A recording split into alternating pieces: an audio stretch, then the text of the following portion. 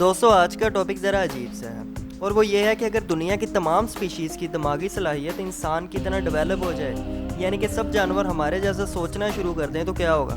اگر ہر جانور اور انسیکٹ اچانک سے سمجھدار ہو جائیں تو کیا آپ امن اور سکون کے ساتھ ساتھ میں رہ سکیں گے؟ اس بات میں تو کوئی شک نہیں کہ اس کا جواب صاف صاف نہ میں ہے۔ اگر ایسا ہوا تو یقیناً ورلڈ وار 3 شروع ہو جائے گی، ایک ایسی خطرناک جنگ جس کا تصور کرنا بھی مشکل ہے۔ مگر یہ جنگ جیتے گا کون؟ تو آپ کیا سوچتے ہیں، انسان، بندر یا پھر ہاتھی؟ ان میں سے کس کے پاس بچنے کے چانسز زیادہ ہوں گے؟ اس سب عجیب و غریب سوالوں کا جواب جاننے کے لیے ویڈیو اینڈ تک دیکھیں۔ فی الحال تو ایسا ہونے کا کوئی چانس نہیں ہے، ایسا آئیڈیا ہماری امیجینیشن کے علاوہ کچھ نہیں۔ ایسا ناممکن بھی ہوا تو پیرالل یونیورس میں ممکن ہوگا۔ ایسی صورتحال میں وہاں جب لڑائیاں بڑھنے لگیں گی تو جانوروں کے کچھ گروپس بن جائیں گے جو کہ مل کر شکار کریں گے اور اپنے اپنے مخصوص علاقے پر قبضہ جمائیں گے۔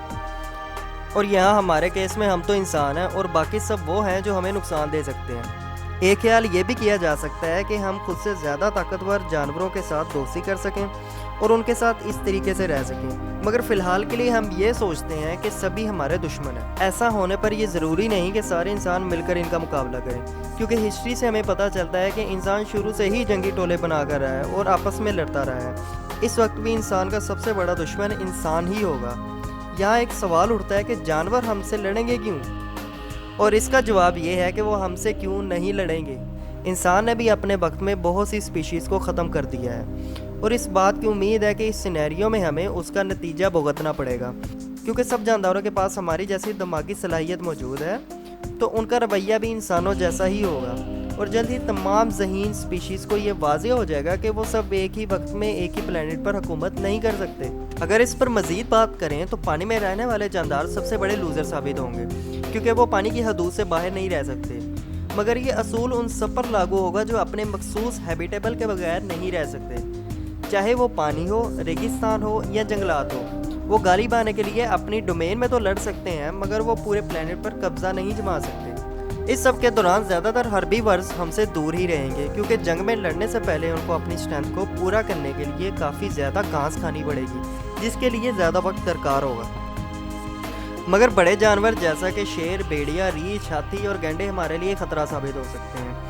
اگر ہم بغیر کسی ساز و سامان کے جنگل میں ادھر ادھر گھوم رہے ہوتے تو یہ آسانی سے ہم سے جی سکتے، مگر ایسا ہونے والا نہیں ہے، کیونکہ ایوولوشن کے اپنے فائدے ہیں۔ اس نے ہمیں ہر قسم اور ہر سائز کے ہتھیار دیے ہیں اور ہم ان کا استعمال جانتے ہیں۔ اگر آپ کسی ریچھ کو گولی سے اڑانا چاہیں تو یہ آپ کے لیے کچھ خاص مشکل نہیں ہے۔ اگر آپ کسی ہاتھی کو پکانا چاہتے ہیں تو بس آپ کو ایک بم گرانے کی ضرورت ہے۔ یہاں تک کہ بڑے جسم اور خطرناک ہونے کا باوجود بھی وہ جانور انسان کے ہتھیاروں کے آگے کچھ نہیں ہے۔